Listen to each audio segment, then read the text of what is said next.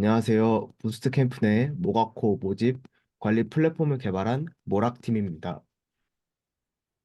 저희는 간단하게 프로젝트 소개, 서비스 아키텍처, 기술적 도전, 팀 문화에 대해 이야기해 보려고 합니다. 간단하게 프로젝트 소개부터 시작하겠습니다. 모락은 네이버 부스트캠프 웹모바일 8기에 카페인이라는 살롱 채널에서 아이디어를 얻어 출발한 서비스로 부스트 캠프 커뮤니티 내에서 함께 코딩할 파트너를 쉽게 찾을 수 있는 플랫폼입니다. 화면은 다음과 같이 리스트 뷰, 달력 뷰, 지도 뷰를 가지고 있으며 같은 모가코에 참가한 사람들끼리는 실시간 채팅으로 모가코에 대한 정보와 이야기를 나눌 수 있습니다. 서비스 아키텍처에 대해 설명드리겠습니다. 서비스 아키텍처를 설계하며 중요하게 생각했던 점은 첫 번째로 좀 적극적으로 도커를 사용하려고 했고, 그다음에 두 번째로 개발 서버와 배포 서버를 구분해서 작업을 했습니다. 저희가 이런 방식을 선택한 이유는 개발, 테스트, 배포로 이루어지는 흐름에서 이 작업들의 환경을 최대한 똑같이 구성하기 위함이었습니다. 이로 인해 각 작업이 진행될 때 시행착오를 최소한으로 만들고 시간 소요를 줄일 수 있었습니다. 도커 같은 경우에는 엔진엑스, 백엔드 서버, DB 등을 구성하여 백엔드와 프론트엔드 개발자들이 실 서버와 똑같은 환경으로 띄워가지고 작업물을 테스트할 수 있도록 하였습니다.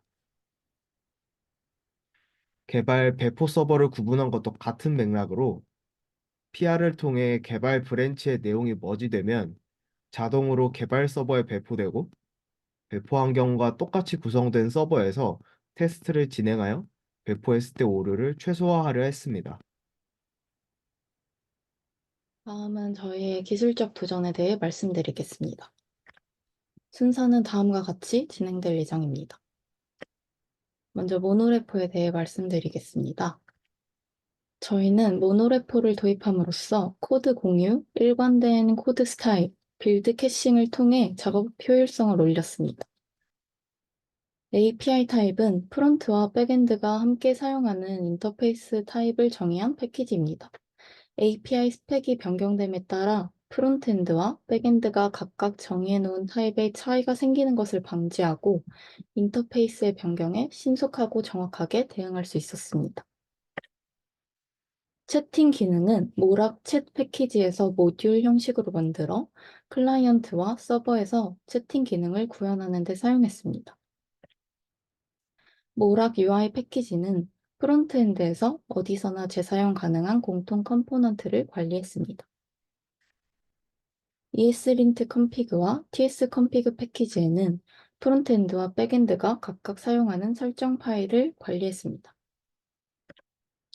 그리고 저희는 터보 레포를 사용해서 프로젝트를 세팅했는데 빌드 프로세스 자동화와 도커 빌드 시간 감소가 이유였습니다. 백엔드 서버를 빌드하기 전에 채팅 모듈이 먼저 빌드되어야 하는데 터보를 사용해서 채팅 모듈을 수동으로 빌드하지 않고 빌드를 할 수 있었습니다.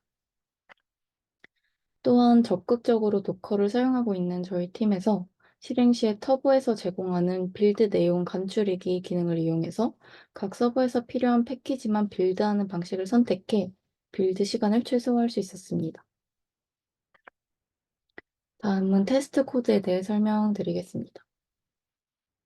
프론트엔드에서는 작성했던 E2E 테스트와 시각적 회귀 테스트를 위주로 말씀드려보도록 하겠습니다. 먼저 E2E 테스트입니다. 저희는 로그인하지 않은 사용자가 메인 페이지 이외의 다른 페이지를 진입하는 것을 막기 위해 다음과 같이 메뉴를 클릭할 때 로그인 필요 팝업을 띄워주고 있었습니다. 중간에 API 스펙의 변경에 따라 구형 코드를 변경해야 했습니다. 코드의 변경 전후 동일한 결과를 보장했어야 했고 이 부분에 E2E 테스트를 적용했습니다. 메인 페이지에서 비로그인 시 이루어져야 할 동작, 로그인 시 이루어져야 할 동작을 E2E 테스트 코드로 작성했고 이를 리팩토링 전후로 테스트하여 동일한 결과로 동작하는 것을 보장했습니다. 다음은 시각적 회귀 테스트를 적용한 부분을 말씀드리겠습니다. 시각적 회귀 테스트는 한 단위로 묶여있던 텍스트 라벨과 인풋 폼을 각각 분리하는 리팩토링 작업에 적용하게 되었는데요. 시각적 회귀 테스트를 적용하게 된 이유는 다음과 같습니다. 이전에 예기치 않은 UI 변경으로 인한 버그를 겪은 적이 있었고, UI가 변경되지 않음을 보장하면서 리팩토링 할 수 있는 방법이 무엇이 있을까 리서치하던 중에 시각적 회귀 테스트를 적용하면 좋겠다라고 판단했습니다. 현재 보시는 이 페이지를 잘 봐주시길 바랍니다. 그리고 이 페이지, 달라진 점이 과연 무엇일까요? 두 페이지 간 설명란의 텍스트 라벨과 텍스트 에리아 사이의 간격이 달라졌습니다. 육안으로 이런 식으로 보면은 잘 보이죠? 확인할 수도 있지만 변경점이 많아진다면 리팩토링 전후가 동일한지 판단하는 것은 시간이 소요됩니다. 저희는 이와 같이 테스팅 도구를 활용해서 바뀐 점을 이미지로 빠르게 확인할 수 있었습니다.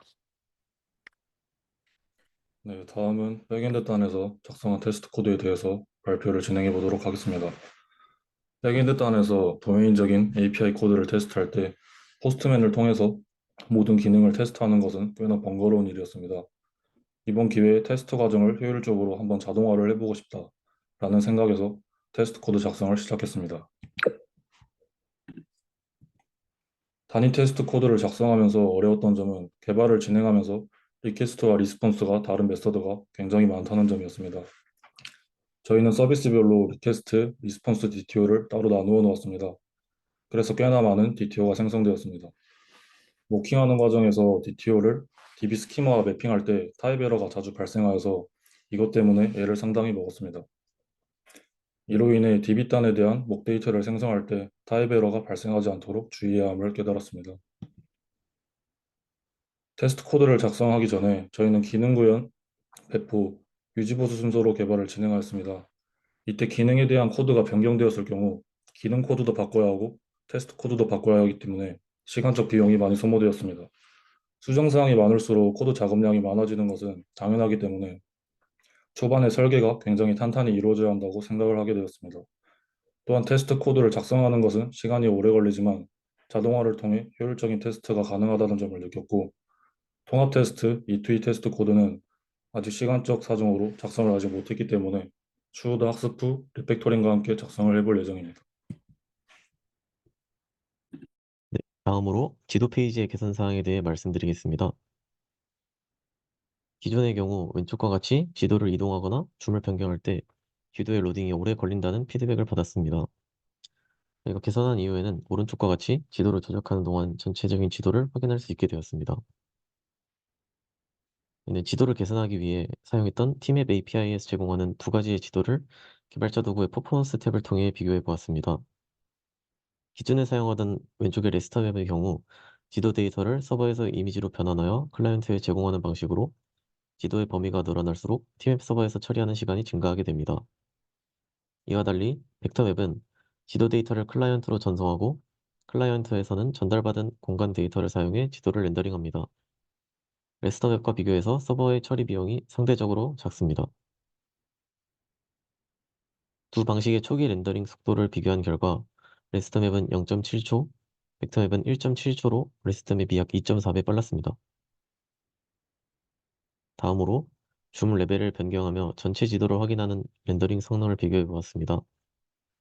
렌더링 속도는 레스터 맵이 2.1초, 벡터 맵이 3.8초로 역시나 레스터 맵이 더 빠르게 나타났고, 그러나 서버에서 지도를 이미지로 변환하여 처리하는 레스터 맵은 이미지 응답 대기 시간이 전체 요청 시간의 95%를 차지하여 지도가 렌더링되는 시간이 비교적 오래 걸리는 것처럼 느껴졌습니다.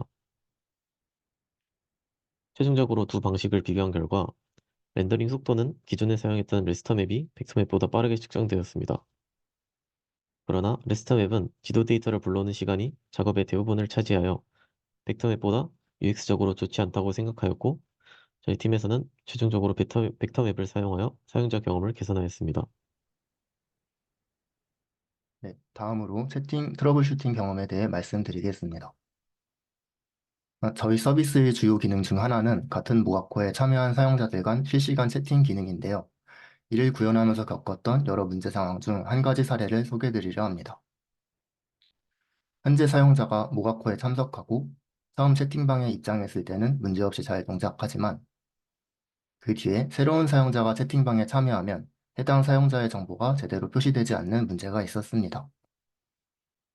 당시 채팅 기능은 가볍고 빠른 실시간 통신을 위해 사용자의 아이디 정보만 담고 있도록 했고, 상세한 정보는 페이지 컴포넌트로부터 프롭스 형태로 내려받는 형식이었습니다. 문제의 원인은 단순했는데요. 소켓 자체는 다른 사용자가 참석 신청을 하는 순간 해당 정보가 즉각적으로 반영이 되지만 페이지에서 전달받는 프롭스는 새로 고침을 하지 않는 이상 정보가 따로 갱신되지 않기 때문이었습니다. 즉, 소켓과 페이지 간 정보 동기화가 필요한 상태였습니다.